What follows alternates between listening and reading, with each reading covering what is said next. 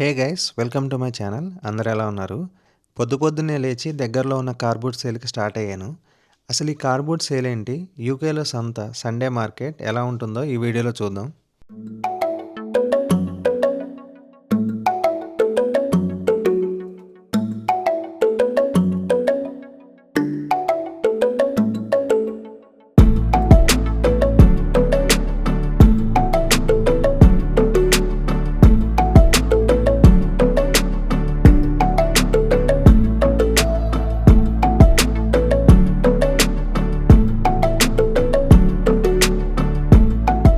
అసలు ఈ cardboard sale ఏంటి?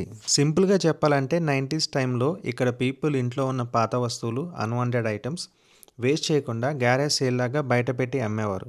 అది స్లోగా పాపులర్ అయ్యి అందరూ ఒక ప్లేస్లో కలిసి మార్కెట్ లాగా సెల్ చేయడం స్టార్ట్ అయింది. ఓవర్ ఏ పీరియడ్ 20s వచ్చే వరకు చాలామంది కార్స్లో, వ్యాన్స్లో వచ్చి ఇలా సెల్ చేయటం స్టార్ట్ చేశారు. కారు వెనక బూట్ నుంచి ఐటెం తీసుకొచ్చి సెల్ చేస్తారు కాబట్టి దీన్ని కార్బోర్డ్ సేల్ అని పిలుస్తారు. ఇది ఆల్మోస్ట్ మన ఇండియాలో సంతలానే ఉంటుంది.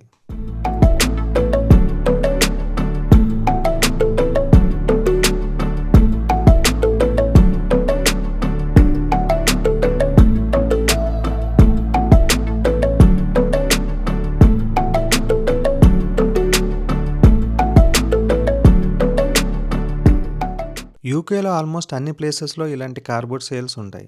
ఇక్కడ దొరికే ఐటెమ్స్ చూస్తే మెయిన్గా clothes, shoes, electronic items, toys, books, furniture, kitchen items almost అన్నీ దొరుకుతాయి. చాలా ఐటమ్స్ ఇక్కడ చీప్ ప్రైస్లోనే సెల్ చేస్తారు. ఇదే ఐటమ్స్ మనం బయట కొనాలన్నా లేదంటే OLX, ఫేస్బుక్ మార్కెట్ లాంటి ఆన్లైన్ సైట్స్లో కొనాలన్నా కొంచెం ఎక్స్పెన్సివ్ ఉంటాయి. ఇది సమ్మర్ టైంలో మాత్రమే ఉంటుంది. అదర్ సీజన్స్లో యూకేలో ఉండే వెదర్ కండిషన్స్ వల్ల ఆర్గనైజ్ చేయడం చాలా కష్టం. మార్నింగ్ ఎర్లీ అవర్స్లోనే పీపుల్ ఇలా కార్స్తో వచ్చి ఐటమ్స్ అన్ని డిస్ప్లే చేసి సేల్ చేయడం స్టార్ట్ చేస్తారు. ఆన్లైన్లో అయితే ప్రతి చిన్న ఐటమ్ సపరేట్గా పోస్ట్ చేసి మెసేజెస్కి రిప్లై ఇస్తూ ప్రతి చిన్న ఐటమ్ సెల్ చేయడం చాలా కష్టం. అదే ఇక్కడ అయితే అన్ని ఐటమ్స్ ఒకే ప్లేస్లో పెట్టి సెల్ చేయడం ఈజీ.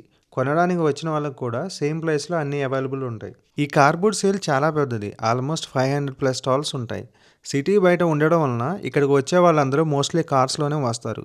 చాలా పెద్ద పార్కింగ్ ఏరియా కావాలి. అందుకే ఇలాంటి అగ్రికల్చర్ ల్యాండ్స్లో ఆర్గనైజ్ చేస్తారు. ఎంట్రీ కోసం కార్లో ఉన్న ప్రతి అడల్ట్కి £1 ఛార్జ్ చేస్తారు. అదే కిడ్స్కి అయితే ఫ్రీ. ఈ కార్బోర్డ్ సేల్ మీకు ఎలా అనిపించిందో కామెంట్లో చెప్పండి. Thanks for watching this video. See you all in the next vlog. Bye.